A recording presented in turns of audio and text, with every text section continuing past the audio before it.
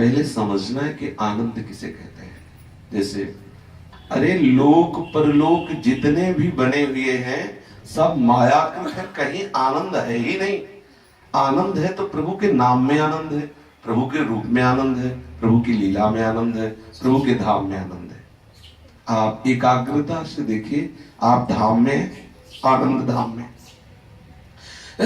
इसे आनंद धाम कहते हैं। वैसे बनारस को भी आनंद धाम कहते हैं। सानंद मानंद बने वसंतम आनंद कंदम हृत पाप वृंदम वाराणसी नाथ मनाथ नाथम श्री विश्वनाथम शरणम प्रपद्ये। पर ऐसे आनंद धाम का नाथ स्वयं जो आनंद लेने के लिए यहाँ बैठा है, तो इसलिए सर्वश्रेष्ठ आनंद धाम। दूसरा नाम, इतना मीठा नाम श्याम नाम है कि लाडली जो स्वयं लेती है। इतना राधा नाम मीठा है कि लाडली स्वयं लेते हैं, अर्थात राधा कृष्ण, राधा वल्लभ, राधे श्याम नाम इतना आनंदमय है कि स्वयं इष्ट जपते हैं। जपत हरि विवस तव नाम प्रतिपद विमल मनसि तव ध्यान ते निमिष नहीं तरिबो। ऐसा प्रिया प्रीतम का रूप है कि एक दूसरे के रूप में अनादिकाल से अनंत काल तक अत्यंत आसक्त ही होते जा रहे। इतना आनंद है, आनंद सिंधु।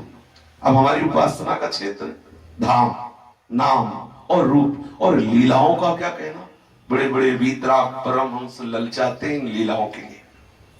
अब मूल बात आती है कि जब नाम रूप लीला धाम ऐसा आनंदमय है और हम इसकी शरण में, तो हमें आनंद क्यों नहीं आता।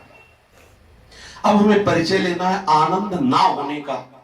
तो जो आनंद का नाश करने वाला है वो संसार का चिंतन, संसार का नाम, संसार का भोग, संसार का संग्रह, संसार के प्रति सत्यत्व बुद्धि। देख लीजिए, जहां आपको आनंद की कमी नजर आवे वहां देखना वो संसार छाया हुआ है आपके मन में, आपकी वृत्ति में, आपकी वासना में, आपके भाव में। हम उपासक हैं, हमें ऐसा धैर्यवान बनना है कि मन के द्वारा भेजी गई वासना संबंधी विचलता को अपने ऊपर स्वीकार नहीं करना है। अब हमें यह देखना है कि पीछे जो हम कभी आरोप कर लेते हैं कि बहुत आनंद था, अब वो आनंद नहीं है। उसके दो कारण होते हैं। पहला कारण होता है कि वो आनंद भागवती भगवत कृपा से ऐसे छिड़का गया था प्रलोभन देने के लिए, और अब आप साधन में उस आनंद के लोभ से लगे तो वो आनंद था ओस कण जैसा, और आनंद की भूख चाह हो गई प्यास बुझाने की। अब ओस कण आपको जलाएगा। जिस आनंद में तुम प्रफुल्लित हुए थे वो आनंद आपके लिए घास फूस के समान है। अब आपको और विशेष आनंद चाहिए। जब और आनंद मिलेगा तो और चाह बढ़ेगी। ये चाह बढ़ाते बढ़ाते आपको आनंदमय कर देगी।